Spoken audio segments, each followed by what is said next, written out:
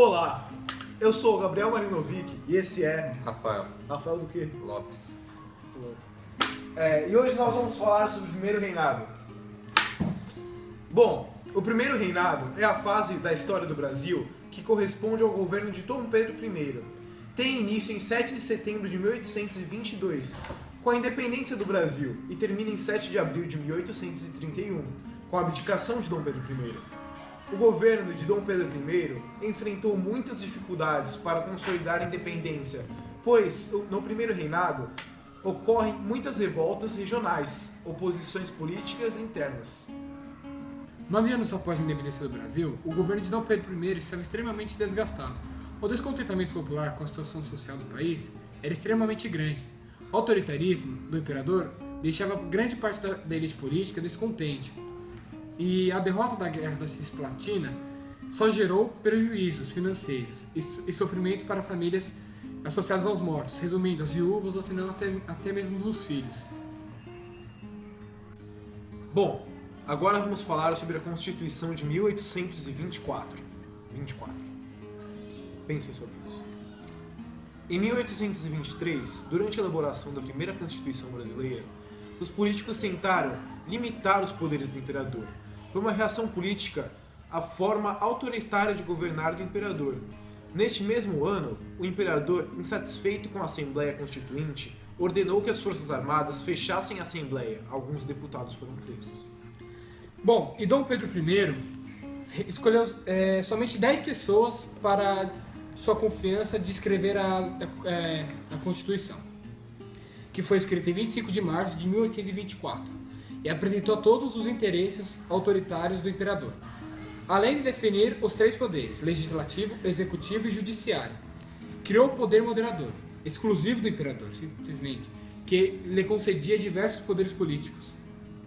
A Constituição de 1824 também definiu leis para o processo eleitoral no país. De acordo com ela, só poderiam votar os grandes proprietários de terra do sexo masculino e com mais de 25 anos. Bem, assim, Conservador, né? uma sociedade bem fechada. Para ser candidato, também era necessário comprovar alta renda, R$400 mil por ano para deputado federal e R$800 mil para senador. Nossa, além de tudo, você tinha que ser rico. Agora iremos falar sobre a Confederação do Equador. As províncias de Pernambuco, Paraíba, Rio Grande do Norte e Ceará formaram, em 1824, a Confederação do Equador. Era a tentativa de criar um estado independente e autônomo do governo central, devido à insatisfação dos mesmos. A insatisfação popular com as condições sociais do país e o descontentamento político da classe média e fazendeiros da região com o autoritarismo de Dom Pedro I foram as principais causas deste movimento. Em 1824, Manuel de Carvalho Paes de Andrade tornou-se líder do movimento separatista e declarou guerra ao governo imperial. Caraca, o cara tinha muita coragem, porque... Bom, Chegou até a declarar guerra. guerra contra o imperador. O governo central reagiu rapidamente e com todas as forças contra as províncias separatistas, bom, ele quis fazer um extermínio. Ele falou, nossa, vamos acabar com ele. Não falaram assim porque naquela época a linguagem era mais formal. Muitos Vamos revoltosos... aniquilá-los. Isso. Muitos revoltosos foram presos, sendo que 19 foram condenados à morte. A confederação foi desfeita, porém a insatisfação com o governo de Dom Pedro I só aumentou, assim como ao longo de seu reinado. Pois, se você estudar, se você pode ver, o governo de Dom Pedro I não foi assim ideal um pouco para o Brasil. Ele deixou a população um pouco insatisfeita, causando muitas revoltas. Até devido aos ideais da época, que estava começando a ter desejo por uma república, e o Brasil ainda era um dos poucos países que ainda tinha um império. Sendo que a gente estava atrasado, bem atrasado em relação a grandes potências mundiais naquela época. Exatamente. Bom, agora iremos falar sobre um dos principais fatores da população e contra o reinado de Dom Pedro I, o quadro político do primeiro reinado. Bom, a política autoritária do imperador Dom Pedro I sofria uma forte oposição localizada em 2 polos principais, praticamente primordiais. Um deles era a imprensa.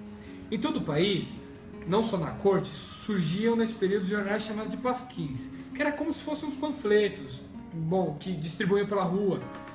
Eram pequenas publicações que saíam sem muita regularidade, resumindo. Ele, falava umas verdades sobre o imperador, até mesmo criticando, utilizando linguagem inflamada, que aumentava na medida que crescia o descontentamento com o monarca.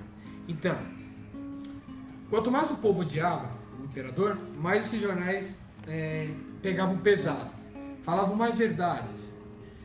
E, bom, isso foi um grande choque para a época, por causa que dava para ver que todo mundo não gostava do tipo de governado do imperador. Então isso acabou meio que ajudando a população. O outro polo localizava-se na Câmara dos Deputados, convocada em 1823 pelo imperador Dom Pedro I. Era composta por deputados que foram eleitos em 1824, na maioria francamente contrários ao imperador, e essa era a razão para a demora da convocação.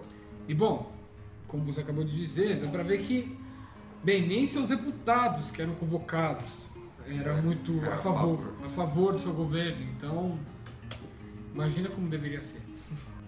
Um pouco mais sobre a Câmara dos Deputados. Instalada então pela primeira vez em 1826, a Assembleia Geral, também o Senado Vitalício, que escolhido por Dom Pedro I, apoiava incondicionalmente todas as medidas por ele tomadas. Bom, tanto na imprensa como na Câmara dos Deputados, surgiram dois grupos político-partidários, entre eles o que se opõe ao monarca, os liberais moderados e os liberais exaltados. Vou falar um pouco sobre os liberais moderados e exaltados. Os liberais moderados defendiam a conservação da monarquia centralizada, embora entendessem que o poder legislativo deveria ter um peso maior na vida política do império. Os liberais exaltados divulgavam suas ideias e propostas em jornais nordestinos.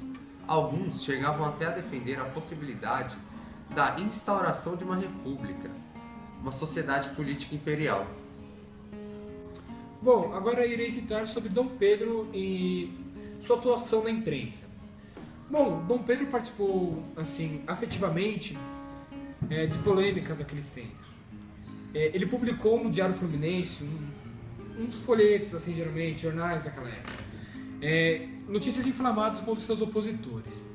Ele meio que subordinou os jornais para publicarem coisas a benefício deles. Então, os opositores denunciaram como crime de imprensa.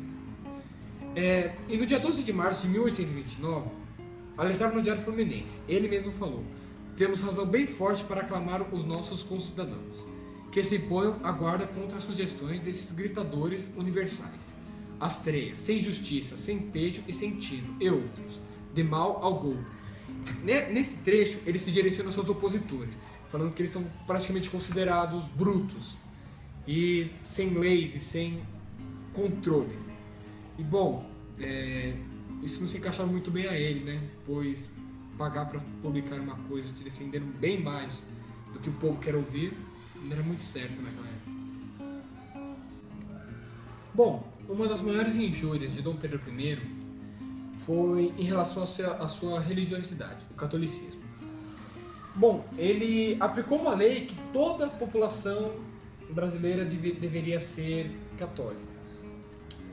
E em toda ela envolvia os escravos, que tinham suas tradições africanas, suas culturas. E bom, ele queria com que eles se convertessem ao catolicismo, uma coisa horrível que poderia acontecer, pois isso desrespeitaria toda a tradição da cultura.